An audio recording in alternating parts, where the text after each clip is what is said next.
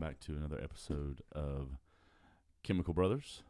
My name is Shannon, one of your co-hosts, and in my opinion, a much better looking, especially better beard growing gentleman here. You know what they say about opinions, Shannon. Yeah, very sweet of you to say. Mr. Chris Strathy, how are you, my friend? Oh, I'm doing great. Welcome back, everybody. Thanks for listening. So if we do a recap of everything we have talked about over the past 4 episodes, and today being the 5th, we have talked about pretty much our introduction, what the purpose of this podcast is, and it's to talk about the dangers of addiction and substance use, and to break the stigma that surrounds the idea and the purpose of addiction and substance use.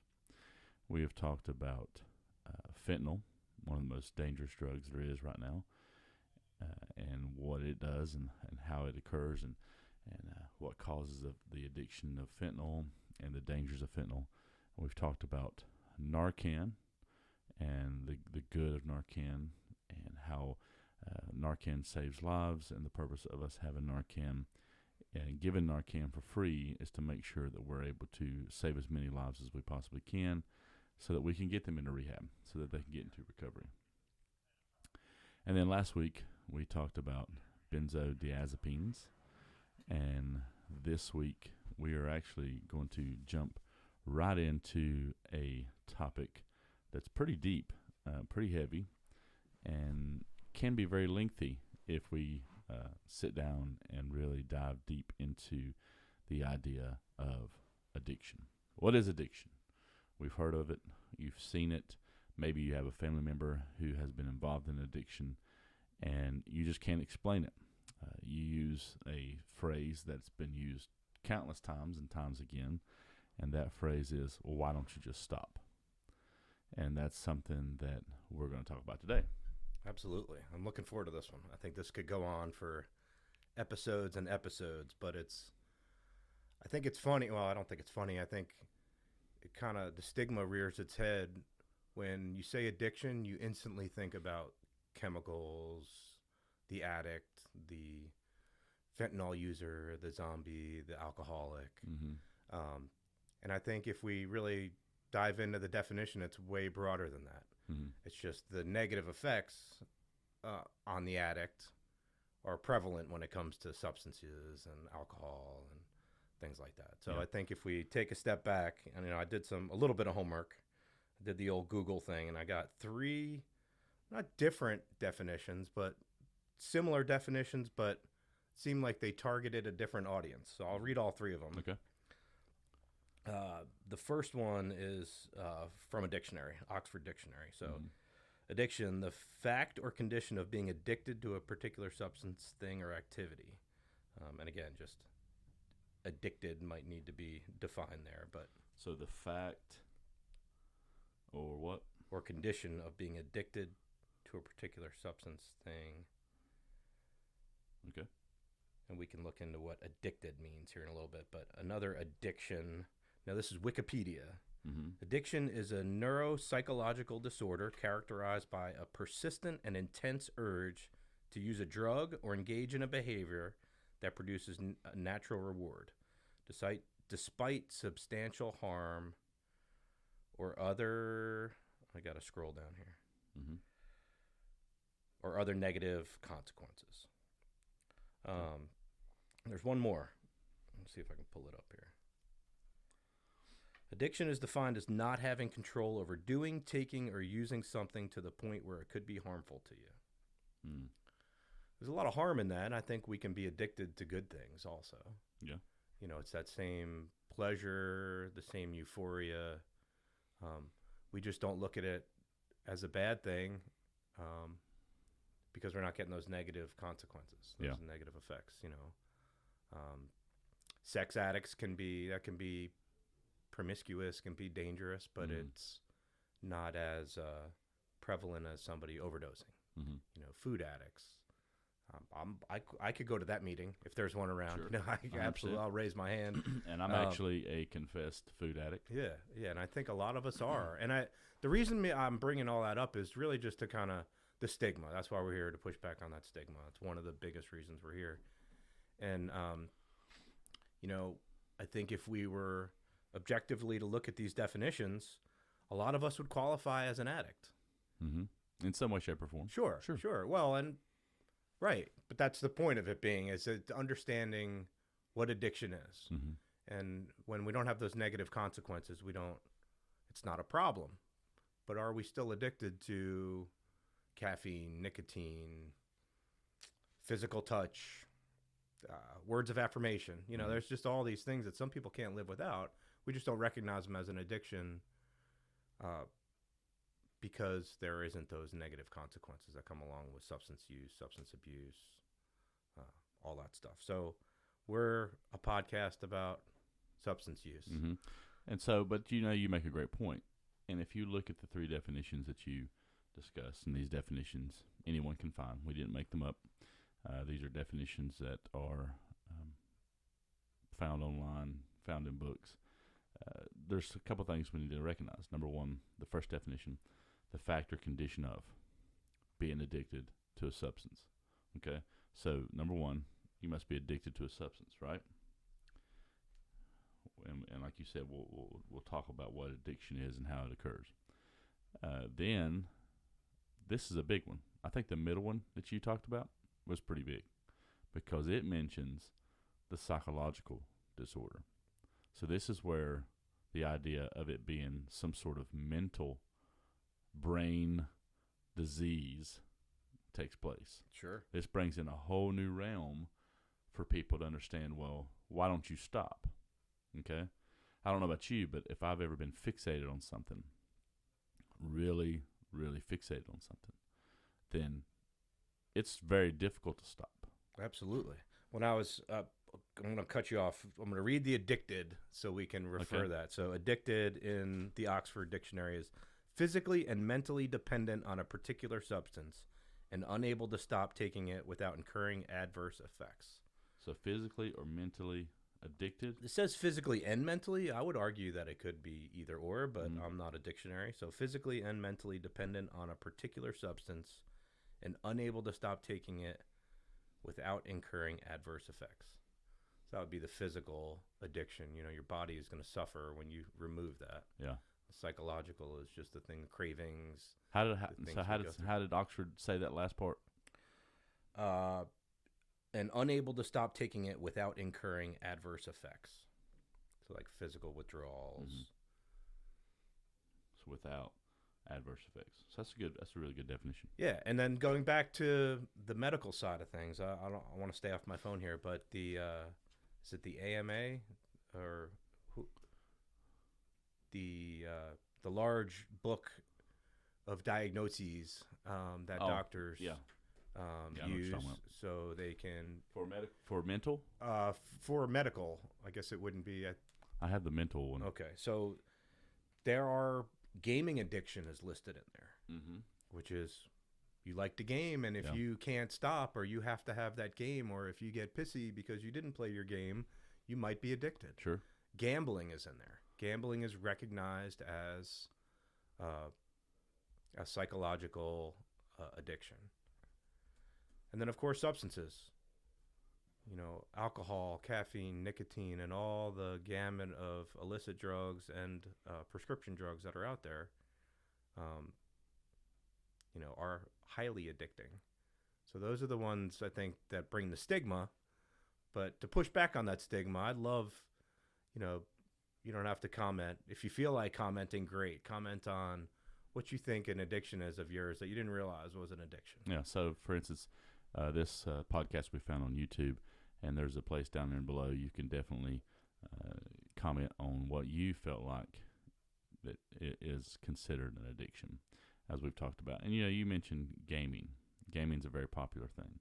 Gaming's a situation where people are having time available, making time available, or just wasting time to go sit in front of a TV with a controller and play games for hours and hours and hours on time. And so I think the question lies, again, and I guess maybe it's answered in this definition, Chris, is when is it considered addiction? Because a lot of people will sit here and say, well, I'm not addicted to something. I don't have this problem.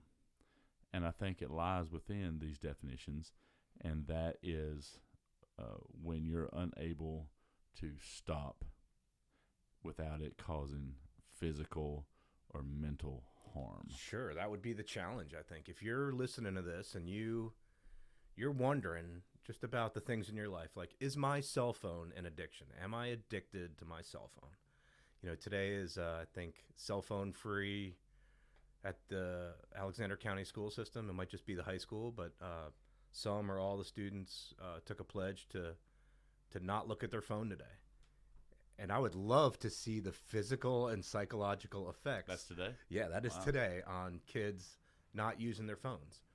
You know, I listened to the school board meeting, and the superintendent was talking about, you know, if you look at your phone, what is the first thing you do in the morning when you wake up? And if you look at your phone before doing anything else, I think she said it was FOMO, fear of missing out. It's an actual disorder. Mm-hmm. So how many of us qualify for that? How many of us put down your phone? Can you put down your phone for a day? Mm. What is your justification for not putting it down for a day? Or gaming? What's your justification? Or drinking? We know why you're not going to put down the cigarettes, because you know what's going to happen if you don't. But the things that you justify, the things that you're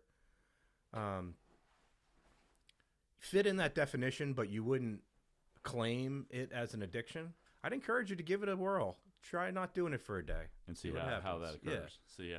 See how you feel afterwards. See the physical, emotional. Maybe journal it. Maybe be intentional about, you know. And then of course, you know, the folks that I'm speaking to there, and that's me too. I mean, I think if I really inventoried my life, there's a lot of things that I would suffer physical or psychological adverse effects if I were to stop them right away. Mm-hmm. And some of those aren't necessarily unhealthy. But when it comes to substances, I think this would be a good exercise to push back on those folks that love to say they just won't stop. Why won't you just stop? Don't you see what you're doing to your children? Mm-hmm. Don't you see what you're doing to your family? You know, and when I was, I was given hospice level narcotics, just doctors throwing them at me. You know, I was a horrible parent. Luckily I had lots of people in my life that didn't enable me, but they took over the things that I was really needed to be there for. You know, my children, my family, they let me have my agony until it was time for me to make a change. But a lot of people don't have that. So, you know, the addiction is more powerful than the love of your child. Mm-hmm. That's a scary thing to say. You're so right. The addiction is more powerful than rational thought. Mm-hmm. That's just a fact. Mm-hmm. It's in the doctors wrote that, not me. Yeah. You know, it's an actual disease, and I know people cringe when they hear that, but that's the facts. You can choose to deny the facts, or you can choose to recognize that addiction is a disease, and these things come along with it, but people do recover. Yeah, and you're right, and I think people just doesn't understand how strong that. My peer support, his name's Danny. One of my peer support's Danny McLean. Love him to death. He's amazing. He talks about you don't understand how much of a stronghold the addiction has on someone until you are watching someone sell their children's Christmas gifts just to get that high. Sure. And that's a reality. Absolutely. Yeah, things your values, and that's so. I could imagine my father raised me well. Mm-hmm. You know, my father, I have values. I was a good student. I was an Eagle Scout. I was a jock. I was, a well-rounded, not a perfect child, but I excelled. Addiction didn't discriminate against me, but it also threw all those values out the window. Mm. You know, it wasn't a choice. I didn't choose, drugs over paying my bills. My addiction did. And call it a cop-out. That's just the truth. Mm-hmm. I know better. Mm-hmm. So when you say somebody knows better, sure, they know better, but their addiction is more powerful than their knowledge, their wisdom, their values. That's just the facts. Yeah. So let's come back just a little bit, and let's talk about the 11 criteria for addiction. This comes from the DSM-5. This is a book that focuses on the mental health in regards to the signs and symptoms, the causation, and what exactly is defined in the medical world. Right. And it's listed in there because it is recognized as a disease. Yes. Okay. This is recognized, and like Chris said, because this is a disease. And so, number one, using more of a substance than intended or using it longer than you're meant to. So we've already talked about that. Number two, trying to cut down or stop using the substance but being unable to. Now, those are the two top, basically, criteria in regards to the social problem impaired control of addiction. Number three, experiencing intense cravings or urges to use the substance. Now, we'll talk about here in a minute why that is, neurologically. Number four, needing more of the substance to get the desired effect. This is also called tolerance. And we mentioned this last week. We mentioned what tolerance is and how it occurs. So if you want some more information about that, for the lack of time, just go back and listen to our podcast on benzodiazepines. Number five, developing withdrawal symptoms when not using the substance. Okay, that's a big one. Physical, yeah, because the physical thing. Yeah. There's people out there today who may be listening to this podcast, and they are experiencing withdrawal symptoms, and they just don't understand. Okay, and we're talking about tremors, we're talking about headaches, we're talking about blurred vision, we're talking about irritability. It's a big one. Yeah, there's a lot of signs and symptoms, including some of the more dangerous ones: trouble breathing, diaphoresis, loss of body control. Sure. Yeah, we mentioned last week also with the benzos that alcohol and benzodiazepines can kill you. The withdrawals from those, the physical, removing that from your body suddenly can kill you. Yes. 6, spending more time getting and using drugs and recovering from substance use. Number 7, neglecting responsibilities at home, work, or school because of substance use. Number 8, continuing to use when it causes relationship problems. Number 9, giving up important or desirable social and recreational activities due to substance use. Number 10, using substances in risky settings that put you in danger. And number 11, continuing to use despite the substance causing problems to your physical and mental health. And let me just add before, you are considered an addict based on this criteria if you meet 2 or more. Beautiful. So let's go back to 1 and 2, and let's relate it to alcohol. Mm-hmm. So if you sit down to have a drink and can't stop at 1, right? Isn't that? Mm-hmm. Or if you, can you read number 2 again? Yeah, trying to cut down or stop using the substance but being unable to. And then what was number 1? Using more of the substance than intended or using it longer than you're meant to. Yeah, so I think if I'm only going to drink on weekends, even the first warning sign might be as if you're attempting to control your drinking or attempting to control your using. Mm-hmm. I got this prescription, I'm going to make it last the whole month. Mm-hmm. And it doesn't, mm-hmm. or whatever justification, I'm going to just drink on the weekends, mm-hmm. and then binge, or find that during the week it's tough, mm-hmm. or I'm just going to have 2 beers and the 6-pack's gone. Mm-hmm. Again, those might seem like, because it's on the legal side of things, minimal, but those 2 things right there, you are an addict. Mm-hmm. The AMA says if you meet 2 of those 11, you are an addict. Mm-hmm. Yep. And so that's something to be aware of. And so when we going back and looking at this definitions, which I'm so glad you brought up, the physically and mentally dependent on a particular substance. Why is that? Well, let's look at again, we talked about this last week, but we're going to talk about it again, the rewarding part of the brain. The brain regulates temperature, emotion, decision-making, breathing, coordination. It does amazing things.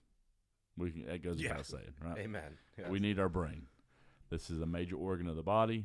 It impacts physical sensations in the body, cravings, compulsions, and habits.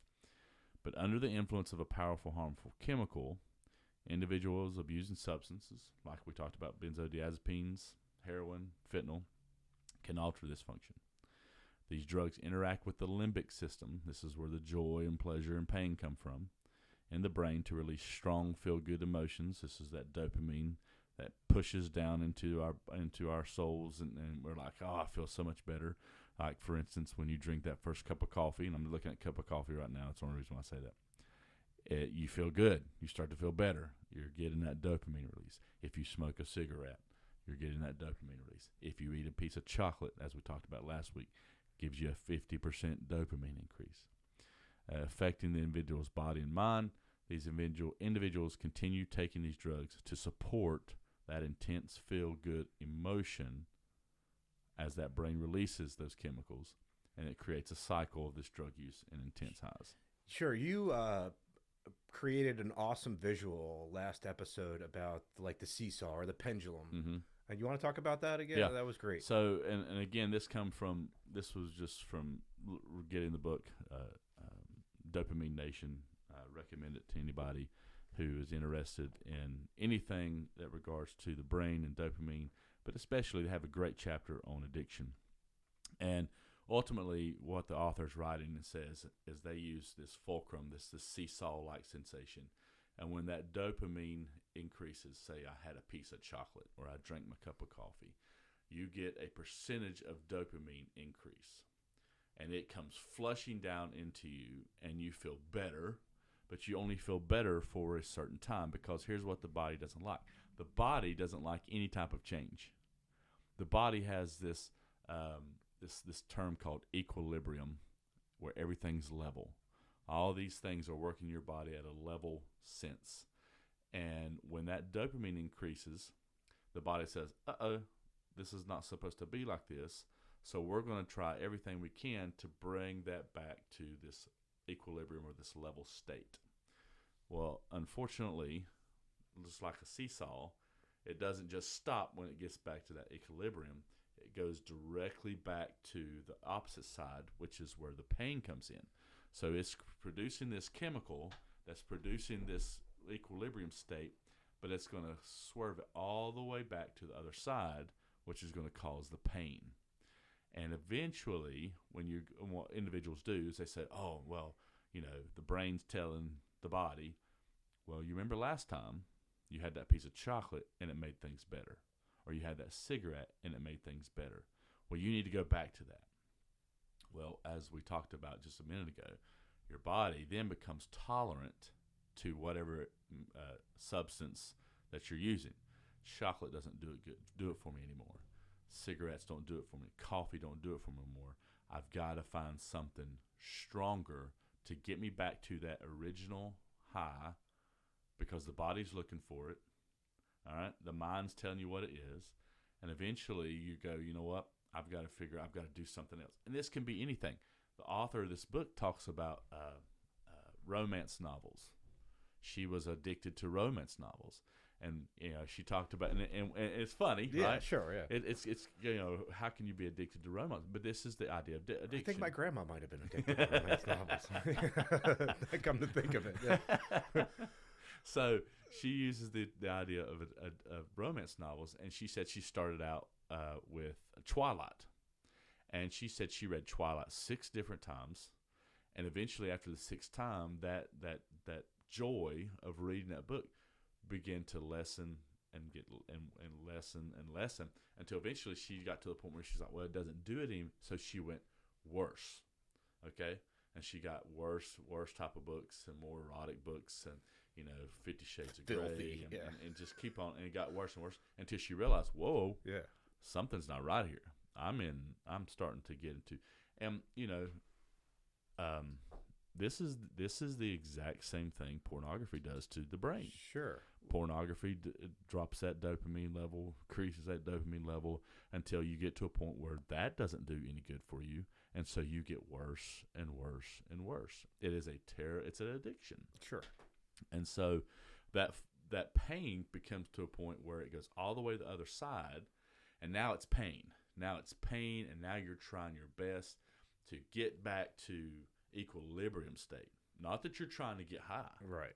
You're just trying to get back to. Well, yeah, and once you're level. at that point, really high is out the window. Yeah, you it's don't really, care about No, high. it's not. You The don't high wanna is get high. non-existent. Yeah, it's just Exactly. a matter of not being sick anymore, not being in pain anymore. And so that's where that addiction comes from. Sure. And I think I was thinking a lot about prescriptions when you were, it's the second time I heard the fulcrum swing analogy. But, somebody goes in for pain control.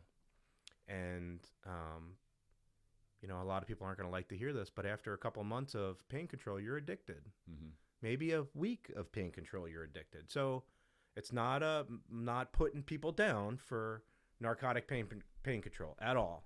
However, you need to recognize that when you're upping, and I guess let's exclude hospice patients, end of life care. But if it's somebody that has a back issue, that swing, by upping any dosage, you're swinging that swing higher and higher. Mm-hmm. So it's a wee one way, and then it's pain. And when we've shared this before, but if you've never been in pain before and you start taking opiates and stop them, you're going to know what pain is. Yes. So now start taking opiates because of pain. Mm-hmm. Every time that wears off, your pain is going to be exacerbated. So it's kind of like, again, and this is just opinion, I've been on prescription narcotics for pain control. Mm-hmm. So I have this experience, but I've noticed that it helps people stay sick. It defeats the idea that you're going to get better because your body is addicted, and it doesn't really matter what you value getting better or not. Your body is going to physically crave that medicine, and the symptom that caused you to first seek out that medicine anyway is going to be worse, not better. Mm-hmm. Yeah. So that's just, to me, it's just, please be aware of that. If you need narcotic pain control, or you think you need it, or you've been on it for a while, please, please, please be aware of that. Yeah. And I think, one great example of that is the dope sick. In 1996, the opioid epidemic began. This organization started pushing out this drug called oxycodone or Oxycontin. And originally the doses, when they were pushing out, were anywhere between 5 to 10 milligrams every 12 hours as needed. Very, very small dosage. And it was helping people. Pain was going away. Unfortunately, they became tolerant to 5 and 10 milligrams. Yeah, isn't it 40, 50, 60 now? It actually, and now this is based on the book and the movie, this organization recognized that the need for the drug was so apparent and so overwhelming, and they were going to make more money if they created a higher dose. They were actually in the process of making, if I'm not mistaken, a 200 milligram tablet. Now, this was killing thousands and thousands and thousands of people, millions of people. And what ultimately happened is, the government came down, recognized what was going on. There was no warning label of addiction. They were steering it, and as they were trying to sell it as a drug that was non-addictive. You couldn't be addicted to it. And as we've talked about today, you can pretty much be addicted to anything. Yeah. And so ultimately the government came down and sued the company, and they had to pay millions, along with other doctors and hospitals and organized pharmacies that were selling this drug at the same time.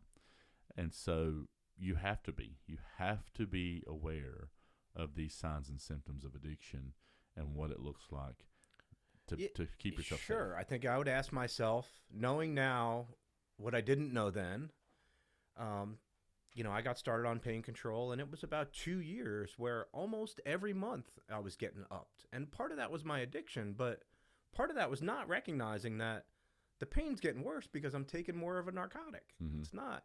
Nothing changed. My condition didn't change. What was causing my pain didn't get worse. The only thing that changed was the amount of an opiate I was taking to combat the pain. Mm-hmm. And when it wore off, the pain was worse. Mm-hmm. So, of course, my body's going to tell me that I need, my body's telling me I need that medicine because it's producing pain. Mm-hmm. The opposite of that dopamine rush that the medicine caused in the first place. You're exactly So right. again, it's just not, if we really think about it, and if we're really on pain control medicine for something that can get better, let's set some goals. Like, realistically, if this pain medicine doesn't work, are we going to take more of it, or are we going to revisit what's going on? Mm-hmm. And it's an easy conversation to have when you're not on a medicine, but when you're on a medicine, that medicine is telling you that's the way. Mm-hmm. That's just what we read. That's what addiction is. That medicine is telling you those other things might make you better, but this is what you need. Mm-hmm. So, it's your brain is choosing addiction over getting healthy. Mm-hmm. Mm-hmm. In a lot of cases. Yes. I mean, again, I'm not discounting hospice and cancer patient. I mean, there's people that need legitimate relief. Sure. And I am not discounting that whatsoever. But I come from a long line of people with back problems. And I know a lot of people with back problems that take narcotics regularly. Mm-hmm. And they need them. You tell them, try to have a conversation with somebody not abusing it. They're taking it as prescribed. They're on a paying contract. They've been there for a couple of years. Try to have that conversation about whether they need it or not. Yep. See how heated that gets. And it can, and it will. Well, and a lot of that is the medication talking, though. A lot of that is the medication. They're not going to know. They're going to be clueless to this addiction. Sure. They're going to be clueless to the problem at hand. And I think, and this, you know what? There's so much to talk about this subject.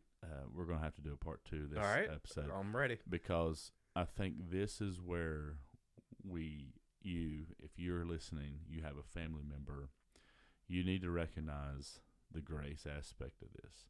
And this is where we have a class here that meets on Friday called Smart Recovery that discusses this with family members, because the medicine, the brain, all kinds of things are taking place that are hiding this.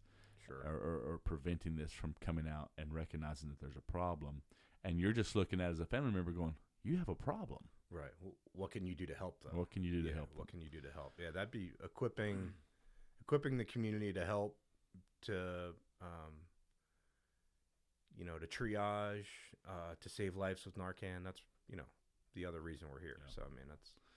So let's draw this, because we're already at 30 minute mark. Well, thank you for listening. Yeah. So part 2 coming up. We're going to do this part 2 next week, where we're going to talk about some more things in regards to addiction. We're also going to look at youth and addiction, one of the biggest struggles right now that they're dealing with, and continue our topic. So awesome. My name's Shannon Childers. And I'm Chris Strathy. And we are the Chemical Brothers.